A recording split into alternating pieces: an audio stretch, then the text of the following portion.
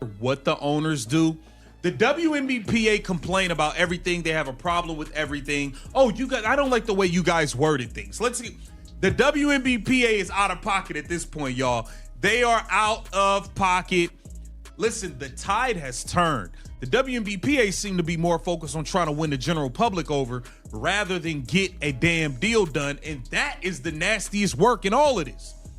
That frustration you just heard, that's the sound of someone watching a golden opportunity slip away, because while the WNBA just experienced its biggest year in history thanks to one player, the league and its union just hit the pause button on everything. Free agency is officially frozen. No signings, no movement, no deals, and the reason why reveals a dysfunction that's becoming impossible to ignore. The free agency pause will end once a new CBA agreement is ratified. So there will be no free agency signings or moves that happen as of right now. And I'm guessing this saves just a lot of paperwork for the WNBA because players were already being told by the WNBPA, don't sign nothing. Hey, y'all, don't sign. We trying to get a new deal. Don't sign. Here it says WNBA free agency technically began Sunday, despite the league and union remaining at odds over a new. Here's what actually happened. January 9th was supposed to be the start of WNBA free agency. Teams were supposed to send out qualifying offers and core designations by January 11th. But there's a problem. The collective bargaining agreement expired on January 9th, and neither side agreed to an extension. They didn't agree to a work stoppage either.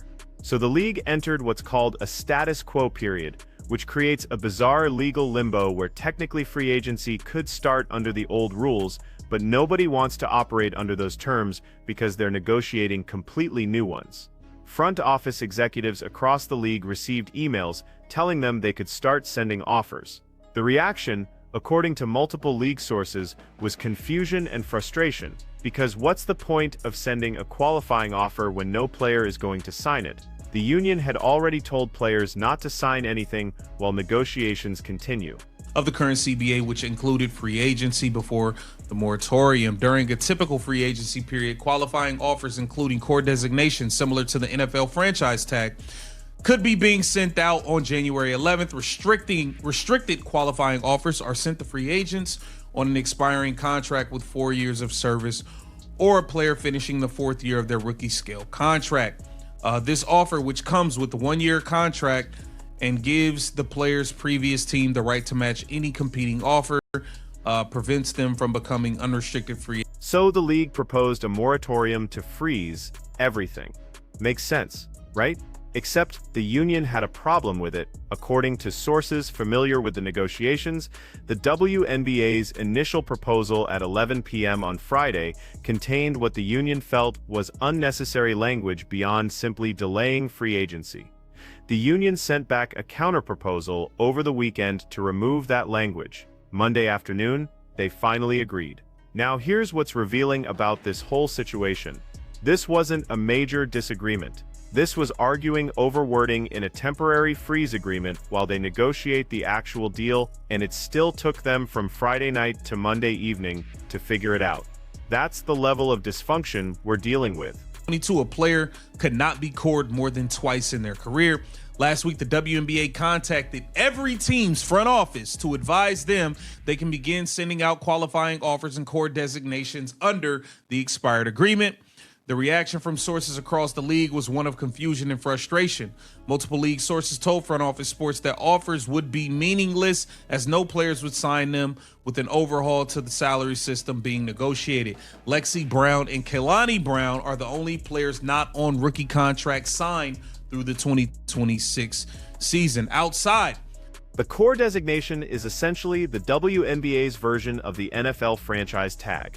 It gives a team control over a player who would otherwise become an unrestricted free agent. The player gets a 1-year supermax contract, fully guaranteed. Sounds good for the player, right? Except you're stuck with that team, whether you want to be there or not, and starting in 2022, a player could only be cored twice in their career. The union wants this gone completely.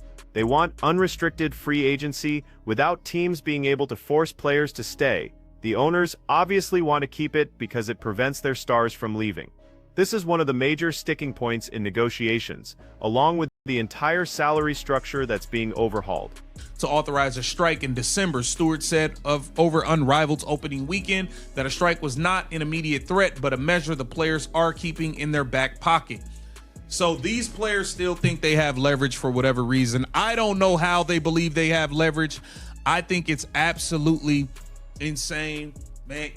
Bro, y'all have straight up fumbled and ruined the Caitlin Clark experience. Y'all have ruined the Golden Goose, the interest that was brought into this league from that single player. You guys have just flat out ruined it. Breanna Stewart talked about December 2024, the WNBA players cast a near unanimous vote to authorize a strike.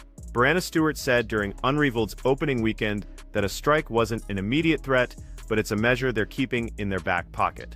Here's what that actually means in this status quo period. Either side can initiate a work stoppage without advance notice. The owners could lock the players out tomorrow. The players could go on strike tomorrow. No warning required. That's the environment we're operating in right now. And the players seem to believe they have significant leverage in this negotiation. But here's the question nobody's asking, do they actually have leverage? Because the timing of this entire situation is catastrophic. Unrivaled, playing in Unrivaled, plus being on the board with the CBA and all of this stuff. Let's see what she had to say about that. Honestly, it's hard. Like, especially these past few weeks, I feel like when I'm here, I'm locked in, I'm practicing with my team. But when I go home, it's like, you know, we have EC calls, we have all these things that you have to be a part of because you want to make sure that everything is going exactly in according to plan. So I told Martha today, I said, you know, my brain is hurting a little bit, like having to think about all these things.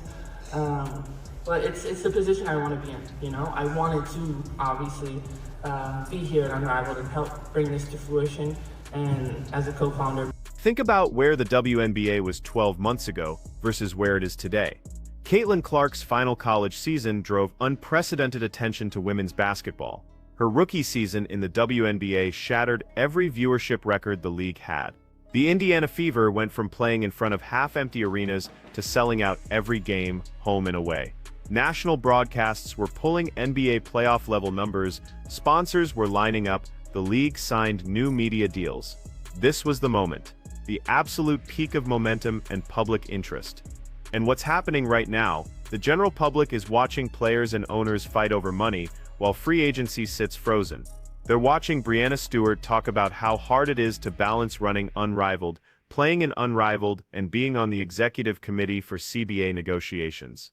They're seeing dysfunction instead of capitalizing on growth. But when I go home, it's like, you know, we have EC calls, we have all these things that you have to be a part of because you want to make sure that everything is going exactly in according to plan. So I told Martha today, I said, you know, my brain is hurting a little bit, like having to think about all these things. But it's the position I want to be in, you know? I wanted to, obviously, be here at Unrivaled and help bring this to fruition, and as a co-founder. That conflict of interest she just described, that's not a small thing. Breanna Stewart is a co-founder of Unrivaled, a competing 3-on-3 league that's paying WNBA players significantly more than the WNBA pays them. She's also on the executive committee negotiating the WNBA's collective bargaining agreement. Those two positions create inherent conflicts. If Unrivaled succeeds, it puts pressure on the WNBA to increase salaries to compete. If the WNBA increases salaries substantially, it reduces Unrivaled's competitive advantage in recruiting players. Stewart benefits financially from Unrivaled's success. She also benefits from the WNBA players getting a better deal.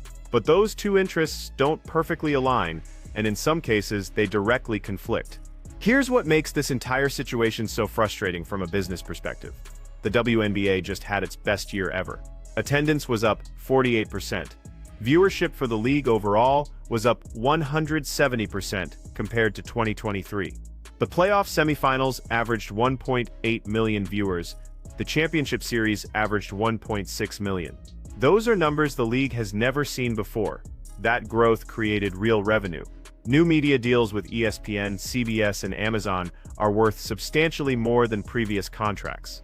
Sponsorship deals increased, merchandise sales exploded. The league announced it's expanding by 3 teams over the next 2 years, with franchise fees reportedly around $50 million per team. That's real money coming into the league. So when players talk about wanting a larger share of revenue, there's actual revenue to negotiate over now. That's different from 5 years ago when the league was still operating at a loss, subsidized by the NBA. The financial situation has fundamentally changed, which should make these negotiations easier, not harder. But instead of smoothly transitioning into a new era of prosperity, we're watching both sides get bogged down in legal language about temporary moratoriums. We're watching the union complain about wording in a freeze agreement instead of focusing on the actual deal. We're watching owners and players waste the momentum that Caitlin Clark's rookie season created, and that momentum has a shelf life. The casual fans who tuned in to watch Caitlin Clark this year aren't going to stick around forever if there's no basketball to watch. The sponsors who increased their investment based on 2024's numbers are going to reconsider if 2025 gets delayed or disrupted by a work stoppage. The media partners who paid premium prices for broadcast rights are going to be furious if games get canceled. The players seem to believe that the league needs them more than they need the league, and that belief is driving their negotiating strategy. They authorized a strike vote. They're talking publicly about being willing to walk away. They're positioning themselves as fighting for what they deserve after years of being underpaid. And they're right that they were underpaid for years. The old CBA had salary caps that were absurdly low compared to the revenue players generated. The maximum salary was $241,984 in 2024. The minimum was $64,154. Meanwhile, players like Breanna Stewart and Aja Wilson were driving viewership and attendance that generated millions in revenue for their teams. The math didn't add up, but here's what's different now. The league is offering to change that. The owners know they need to pay more to keep their stars from spending entire off-seasons overseas or in competing leagues like Unrivaled. The financial capacity exists to increase salaries substantially. This should be a negotiation about how much and how fast, not whether it happens at all. Instead, we're seeing the union get hung up on details like core designations and wording in temporary agreements. We're seeing players publicly position this as a fight against greedy owners, when the reality is more complicated. The owners are businesses trying to maximize profit, yes, but they're also the ones who subsidized this league for decades when it wasn't profitable. They're the ones investing $50 million per franchise for expansion teams. They're the ones who negotiated the media deals that created this new revenue. The players deserve more money, that's not in question. But the way this negotiation is playing out publicly is damaging the league's image right when it can least afford it. Every day that free agency stays frozen is a day that fans and media are talking about dysfunction instead of basketball. Every quote from players about keeping a strike in their back pocket is a reminder that the season might not happen. Every article about CBA negotiations is an article that's not about the actual sport. Compare this to how other leagues handle these situations. The NBA had contentious CBA negotiations in 2011 that resulted in a lockout. It damaged the league's popularity and took years to fully recover. The NHL had a lockout in 2012 to 2013 that canceled half the season and alienated casual fans who never came back. Work stoppages in professional sports almost always hurt the league more than they help either side win concessions. The WNBA is in a uniquely vulnerable position because it's still building its fan base. The NBA can survive a lockout because it has generations of established fans who will come back eventually. The WNBA doesn't have that luxury. The fans who started watching in 2024 because of Caitlin Clark are new to the league. They're not deeply invested yet. If the 2025 season gets disrupted, a significant percentage of them will simply stop paying attention and never return. That's why the players' leverage isn't as strong as they seem to think it is. Yes, they're the product. Yes, fans come to watch them play. But fans also have other options for their entertainment time. Women's college basketball is more popular than ever. Unrivaled exists now as an alternative. The players can't strike indefinitely without losing the momentum that makes this negotiation possible in the first place. The smart play for both sides is obvious: agree to a deal that substantially increases player compensation, modernizes free agency rules, and gets basketball back on the court as soon as possible. The revenue exists to make players happy. The public interest exists to make owners happy. This should be a win-win negotiation. Instead, we're watching them argue about wording in a moratorium agreement and waste the best opportunity the league has ever had. Caitlin Clark's rookie season was lightning in a bottle. It created mainstream attention that women's professional basketball has never experienced before. And the league's response is to freeze free agency and drag out CBA negotiations while that attention fades. So here's the real question. 6 months from now, when we look back at this moment, are we going to see it as the time the WNBA finally broke through to mainstream success? Or are we going to see it as the time they had everything they needed to succeed and fumbled it because they couldn't get out of their own way? Because right now it's looking a lot more like the second option. And that's not just disappointing, it's inexcusable. This league has been waiting for a moment like this for 28 years. They finally got it, and they're blowing it over contract language and negotiating tactics instead of capitalizing on the biggest opportunity in their history.